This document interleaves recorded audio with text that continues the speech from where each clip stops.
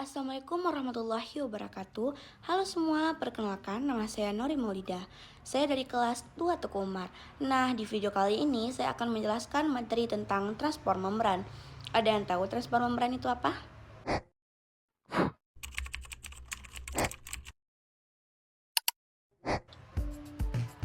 Jadi, transport membran itu adalah proses keluar masuknya zat seperti air, oksigen, dan nutrisi melalui membran sel.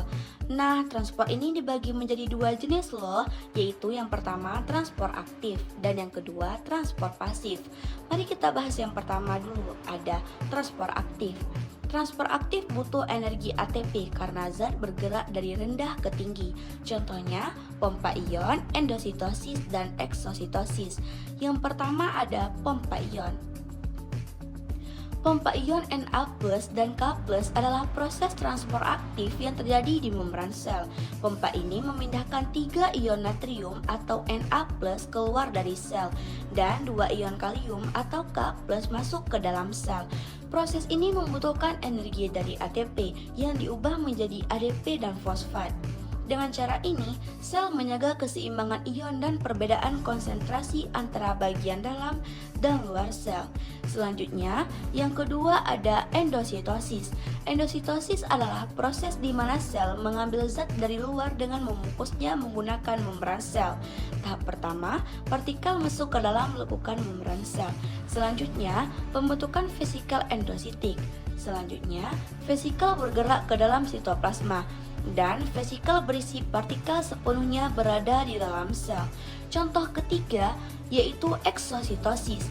Eksositosis proses pelepasan zat dari dalam sel keluar sel melalui vesikel.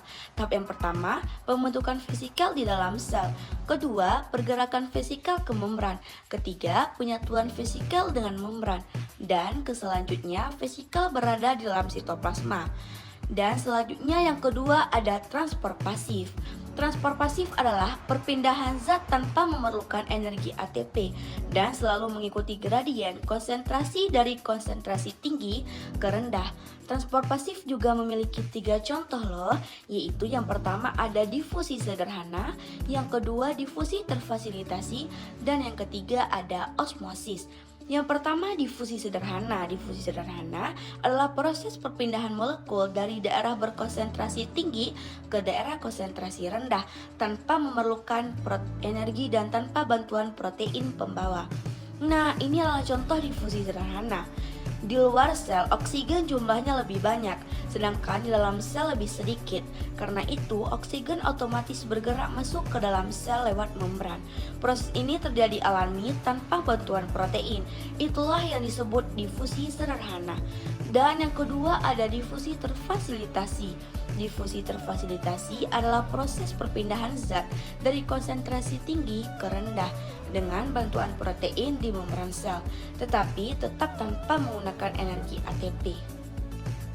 Di lingkungan luar sel, konsentrasi molekul tinggi menunjukkan bahwa molekul lingkaran hijau jumlahnya lebih banyak di luar sel.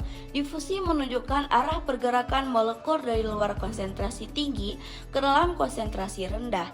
Protein transport ini adalah protein saluran atau protein pembawa yang terdapat di membran sel. Molekul tidak bisa langsung menembus membran, jadi harus lewat protein ini. Membran fosforitik yang bersifat semi-permeable, tidak semua zat bisa masuk langsung, hanya zat tertentu yang bisa lewat bantuan protein ini. Dalam sel konsentrasi molekul rendah menunjukkan bagian dalam sel yang awalnya lebih sedikit molekul hijau, setelah difosil molekul mulai masuk ke dalam. Dan yang ketiga ada osmosis.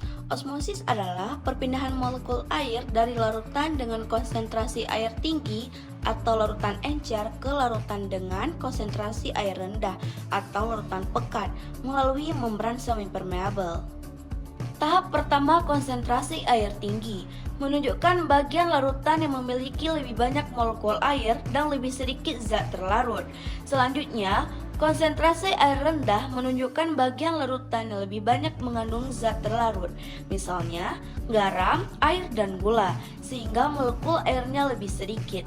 Selanjutnya menunjukkan arah perpindahan air dari tinggi ke kanan rendah melalui membran. Selanjutnya, membran semi-permeabel.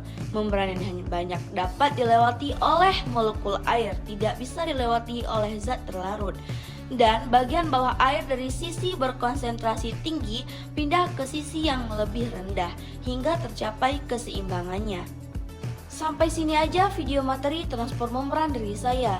Saya Nuri Maulida, pamit undur diri. Wassalamualaikum warahmatullahi wabarakatuh.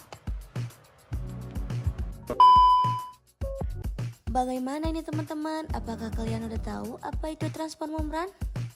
Terima kasih sudah menonton. Bye-bye.